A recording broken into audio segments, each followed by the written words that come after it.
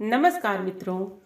आज 15 अगस्त के अवसर पर हम कुछ विशेष लेकर आए हैं और यह विशेष है भारतीय सांस्कृतिक अमूल्य ग्रंथ रामचरितमानस, भारतीय आजादी का आधार रामचरितमानस।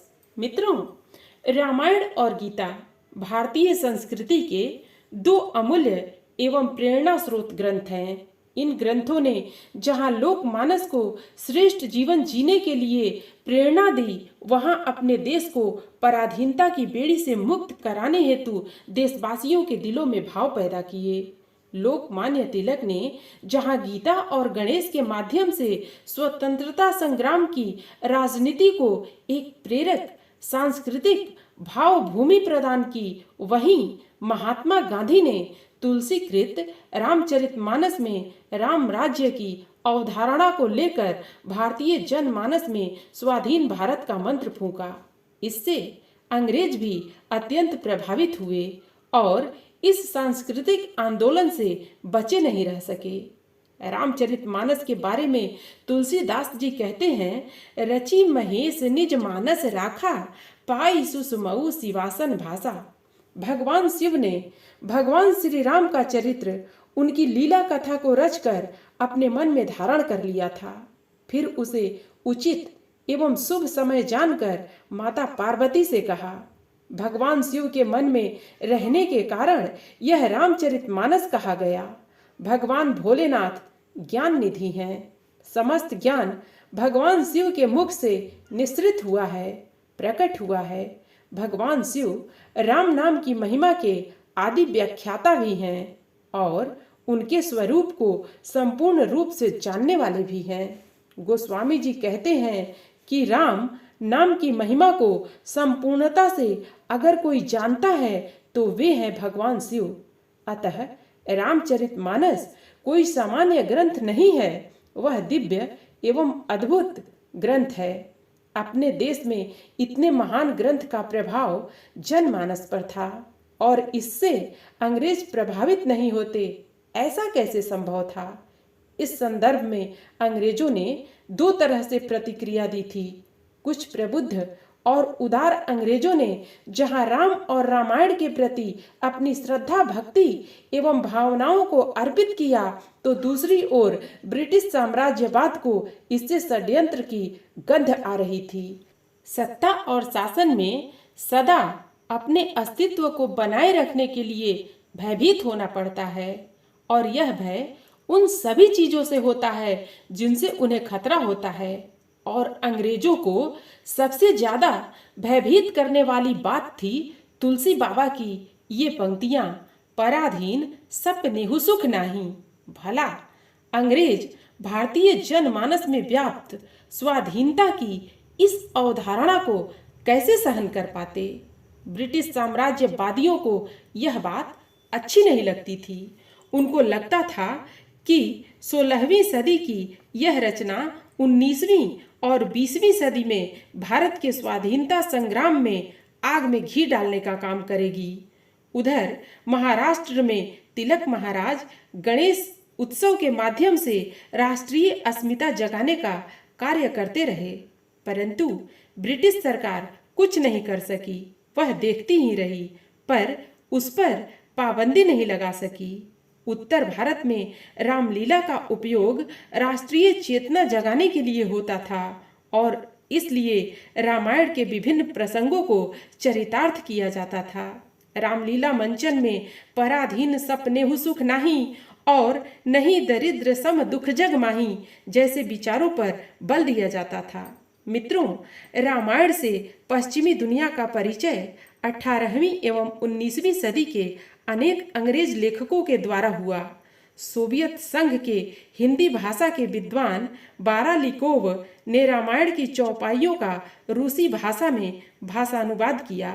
ब्रिटेन के अलावा फ्रांस और जर्मनी सहित कई यूरोपीय देशों में राम और रामायण के प्रति रुचि जागने लगी और फ्रांस में तो बुद्धिजीवियों को यह जानकर अच्छा लगा कि फ्रांसीसी राज्य क्रांति के लगभग 100 वर्ष पूर्व भारत का एक महाकवि वर्ग संघर्ष, शोषण तथा आदर्श राज्य की व्यवस्था का उल्लेख धार्मिक मान्यताओं के साथ कर रहा था।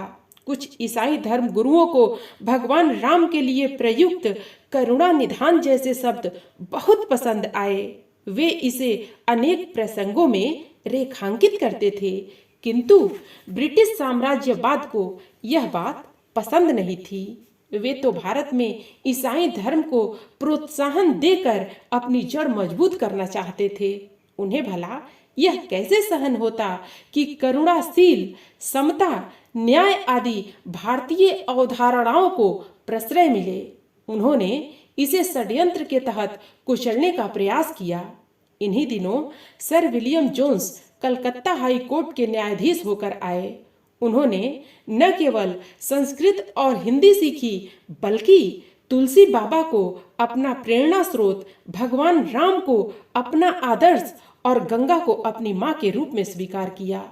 उनके शब्दों में कहें तो मुझे रामायण और महाभारत ने इतना प्रभावित किया कि मैं इलियट के महाकाव्य को भूल गया।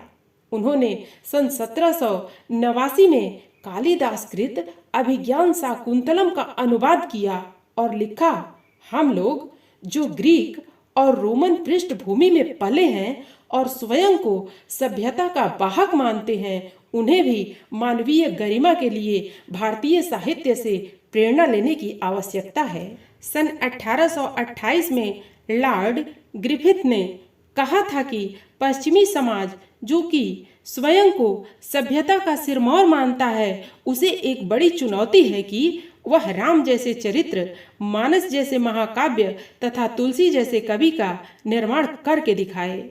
सर जॉर्ज ग्रियर्सन और फादर वुल्के 20वीं सदी में आए, जिन्होंने अपने शोध के द्वारा तुलसीकृत रामचरितमानस में कई और आयाम जोड़ दिए। सन 1893 में notes of royal Asiatic society में 5 प्रपत्र प्रकाशित हुए, जिनका मुख्य कथन रामचरितमानस के संदर्भ में समता, स्वतंत्रता और भ्रातृत्व विषय पर आधारित था। इसके पूर्व भी सन 1888 में अंग्रेज लेखकों द्वारा उक्त सोसाइटी ने मुंबई और कोलकाता में प्रकाशित साहित्य में ऐसे ही लेख छापे थे। 19वीं सदी के अंत में एक और अंग्रेज अधिकारी नथेनियल होलहेड ने तो एक पुस्तक ही प्रकाशित कर दी और एडमंड वर्ड जैसे प्रख्यात विद्वान एवं आलोचक ने लंदन की प्रतिष्ठित पत्रिका क्रिटिकल रिव्यू में उसकी भूरी भूरी प्रशंसा की।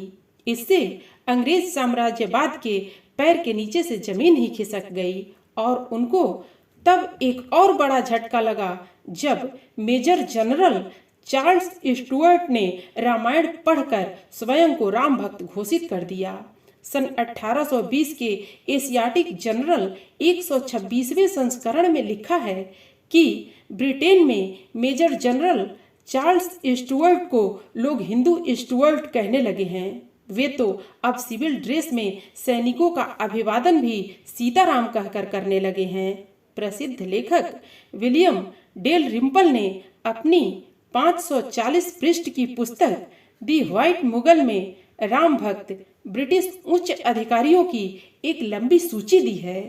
इनके सामने ब्रिटिश सरकार कीम कर्तव्य विमूढ़ता की अवस्था में थी। प्रसिद्ध इतिहासकार विसेंट रिमद ने तुलसी बाबा के बारे में सन 1893 में एक लेख लिखा है।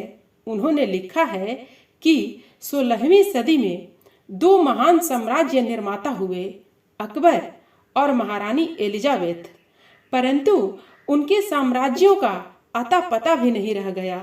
इसके विपरीत एक साम्राज्य निर्माता थे गोस्वामी तुलसीदास, जिनका आध्यात्मिक साम्राज्य कालजयी है। इसके अलावा भारत की संत परंपराओं ने भारतीय स्वतंत्रता में बढ़ चढ़कर अपना योगदान दिया।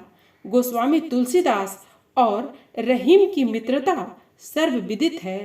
इस प्रकार भारतीय संस्कृति के ग्रंथ, संत, शहीद एवं कर्तव्य पारायण इंसानों से ब्रिटिश साम्राज्यवाद हार गया। भले ही वे 300 वर्षों तक अपने देश में शासन करते रहे, परंतु वे हमारे सांस्कृतिक मूल्यों को परास्त नहीं कर सके। अभी इन्हीं मूल्यों की पुनः स्थापना के लिए हम सबको कटिबद्ध होना चाहिए। मित्रों, चैनल को सब्सक्राइब अवश्य कर देना। जय हिंद।